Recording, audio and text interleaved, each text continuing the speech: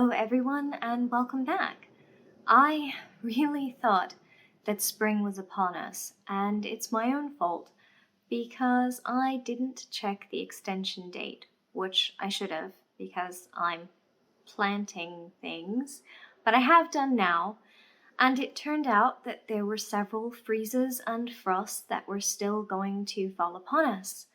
On the bright side, what I've been harvesting all this week to supplement our diet with does just fine in frosts and freezes.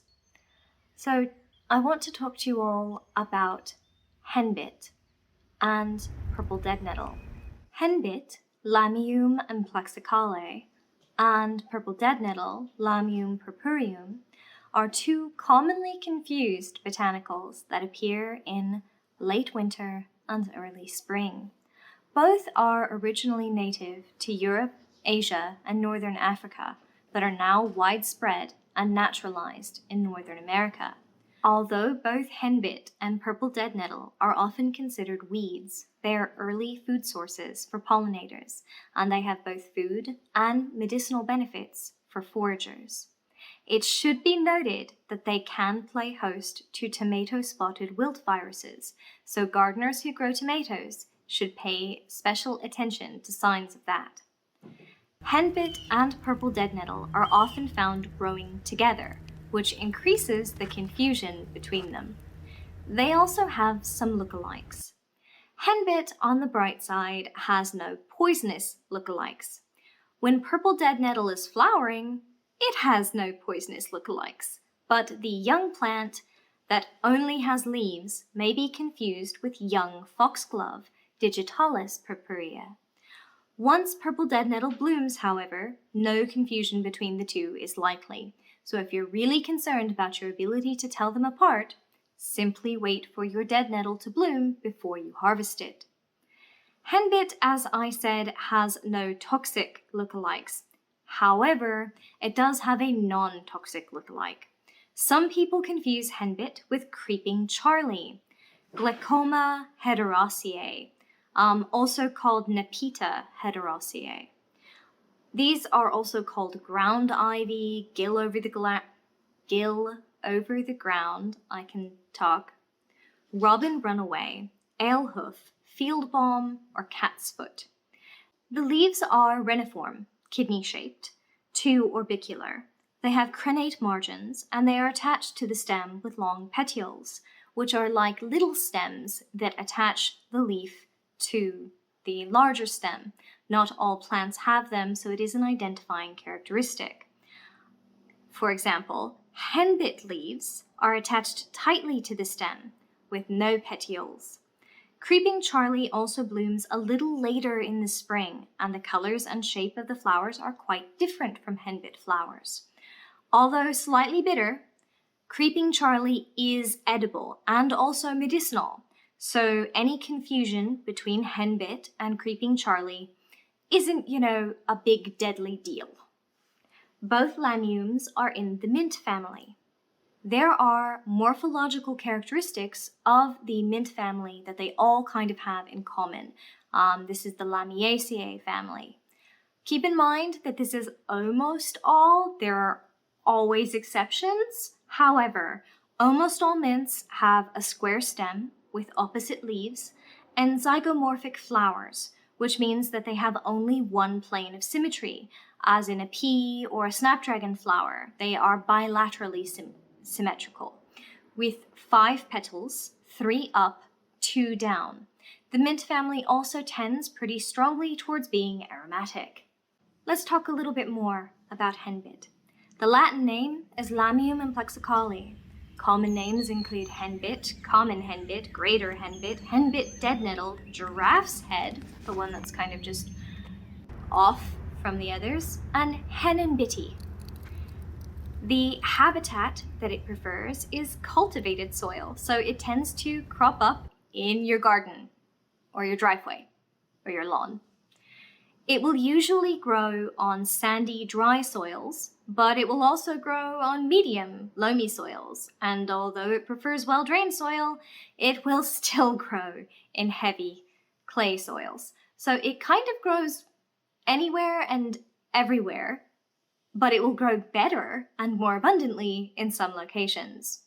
It will grow in mildly acidic and neutral soils, and it cannot grow in deep shade. Henbit is a winter annual that reproduces by seeds. It is generally sprawling or low-growing. Multiple stems come from a single taproot. It grows to 0.3 meters or 1 foot tall. It is in flower from March to August. The plant is hermaphroditic, as in the flowers contain both sex organs needed for reproduction. It is pollinated by bees. The plant is self-fertile. The flowers are pinkish-purple in color with darker spots on the lower lip and fine hairs on the hood. The flowers are in whorls at the top of the stem. Henbit has reniform or kidney-shaped, rounded, scalloped leaves with a wrinkly look and crenate to shallowly lobed margins. The upper leaves do not have a petiole, the leaf stalk that extends from the stem, and instead attach directly to the stem. The leaves are sessile. The lower leaves may have petiole. The leaves grow in pairs, opposite from each other on the stem, clasping the stem, from which the plant gets its scientific name, amplexicaule. Something that is amplexicaule means that it is a leaf embracing and surrounding a stem, with a long length of stem between each pair of leaves. So you get these clusters, which are actually just two leaves clutching the stem very closely, positioned opposite each other, and then it goes down the stem in space, and then there'll be another cluster. The leaves have fine hairs on them. The leaves give the impression of being whorled, but this is only in appearance, as they are, as said, opposite. A single henbit plant has multiple stems that grow up from a single taproot. Edible uses. The stem, leaves, and flowers are all edible. The young plants are more palatable than the older ones. The young leaves are eaten raw or cooked. They can be added to salads or used as a pot herb. The flowers can be eaten raw, cooked, or taken as a warm water infusion. The stem is somewhat fibrous, and as the plant gets older, it is less pleasant to eat. Young stems can be added raw to salads. Older stems should be used in things like pestos or wilted down or in some other way processed to make them a little less unpleasant. The plant is high in iron, antioxidants, and fiber. It has a light, sweet, succulent, and mild green taste with just a hint of spice. Henbit can also be used as animal feed for chickens, ducks, and rabbits. How commonly it's used for chickens may be why it's called henbit. Medicinal uses. Henbit is antirheumatic, diaphoretic, excitant, febrifuge, laxative, and stimulant. Obviously, if there's a reason you shouldn't be taking, say, a laxative or stimulant, don't eat a lot of henbit.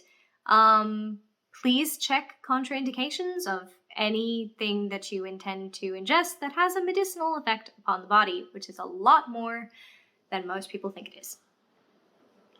Purple deadnettle. Latin name Lamium purpureum. Common names: purple deadnettle, red henbit, and purple archangel. Purpureum refers to the purple pigmentation of the top leaves and flowers, which comes from anthocyanin flavonoids.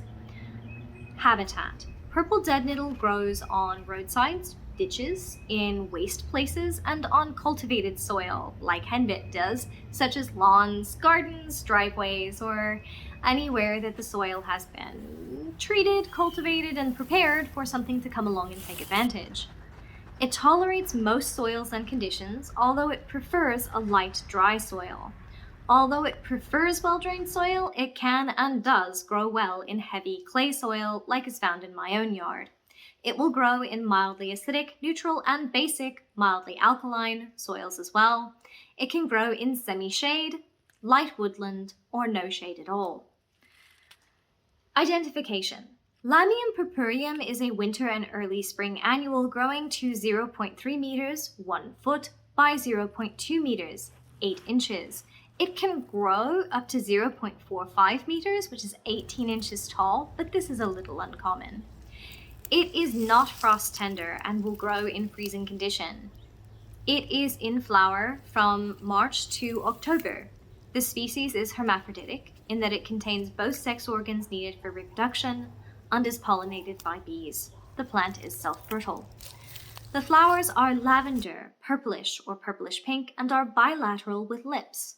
The flowers and flower buds are hairy. The leaves are spade or heart-shaped and start out green, but the plants develop purple tops as they mature.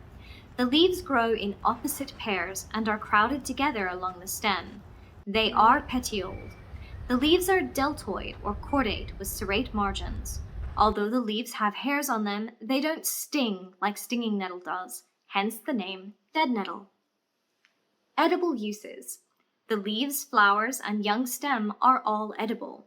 The young leaves are eaten raw or cooked as a pot herb. The flowers can be eaten raw or cooked or taken as a hot water infusion. The stems are fibrous and are somewhat unpleasant to eat, so should be wilted or cooked down to make them more palatable. It is used in recipes in place of spinach or nettle. Although the plant is short-lived and tends to appear in late winter and early spring, in some areas seeds can germinate at almost any time of the year, and so the leaves may be available all year round. The plant is highly nutritious, full of vitamin C, flavonoids, antioxidants, and iron. It has a strong, peppery taste that reminds some people of kale, but spicier. Some people find the fuzziness a little unpleasant. Medicinal uses. The whole plant is astringent, diaphoretic, diuretic, purgative, and styptic. A decoction of the plant is particularly useful for checking for any kinds of hemorrhage, whilst the freshly bruised leaves can be applied to external cuts and wounds. It should not be taken by pregnant persons or persons trying to become pregnant. Also, keep in mind, it's a diuretic and a purgative. So if you are eating a lot of henbit and deadnettle together, you are eating a laxative, a diuretic, and a purgative. So don't eat an enormous amount of it, or you may have a rather unpleasant time. All right, let's talk about the things that I made from these this week. One of which I have already filmed and one of which I will film probably in the next couple of days. I made a fantastic pesto from the henbit and purple deadnettle leaves combined with some pecans from the local orchards around here, some Parmigiano Reggiano, a little bit of olive oil, and like an entire head of garlic. So I like my pesto pretty heavy on the garlic. I may end up filming that and showing y'all. I've been nibbling on it since I made it and it's amazing. What I did end up filming was a soup that I made from some root vegetables, some vegetable stock, some chicken stock, onions, leeks, and not only henbit and dead nettles, but cleavers as well. Now, cleavers are going to get their own little hearth witch beginner herbalism spring foraging video, so I won't get into them now, but they are enormously useful as a spring foraging plant, so they deserve their own video instead of crowding onto this one. But let's walk you through the recipe, which is amazingly adaptable, so please take it, tweak it, make it your own, and make what works for you. So as usual, I made a stock. I had once again run out of a lot of my pre-jarred stock. I only had 1 jar of chicken stock left. I made a quick vegetable stock out of some celery, some fennel, some parsnip, some celeriac, a few herbs from my garden, some onions, rainbow carrots, garlic, and leeks. I sorted and cleaned all of my cleavers, all of my henbit, all of my purple deadnettle, and some of the invasive alliums that are just cropping up all over my yard, that I'm trying to eat as much as possible. So we did end up using those to top the soup that I made as well. I prepared an onion, a leek, several large potatoes, and some fennel. Then I sauteed until nice crispy brown and cooked through some spicy Italian sausage, which I drained from the pan and tossed in my onion, leek, and fennel to brown in the fats. I pulled those out as well, set them aside for later, added in my potatoes, uncovered with chicken stock and vegetable stock to cook through. After boiling, this took 8 to 10 minutes. Once the potato was soft, I added back in my sauteed aromatic vegetables, and then I added in the cleavers, henbit, and purple deadnettle, and cooked just until wilted and soft. It gives off this wonderful, sweet, green, slightly peppery burst as it's hitting the simmer.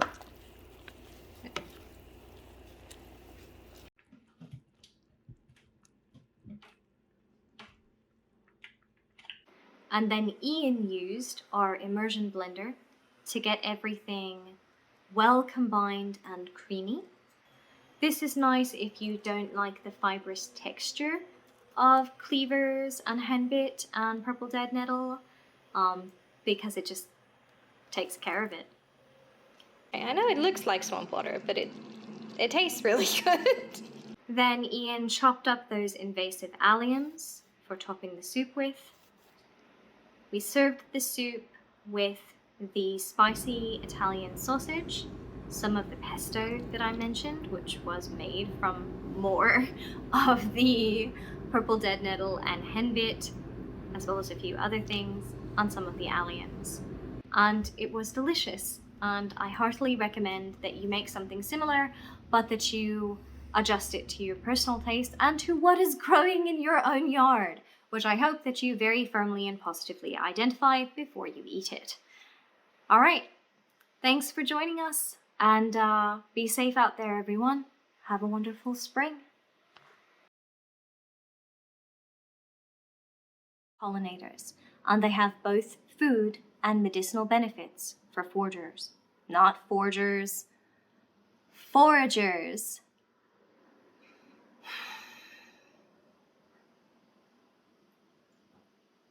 I'm sure there's some overlap in certain communities, but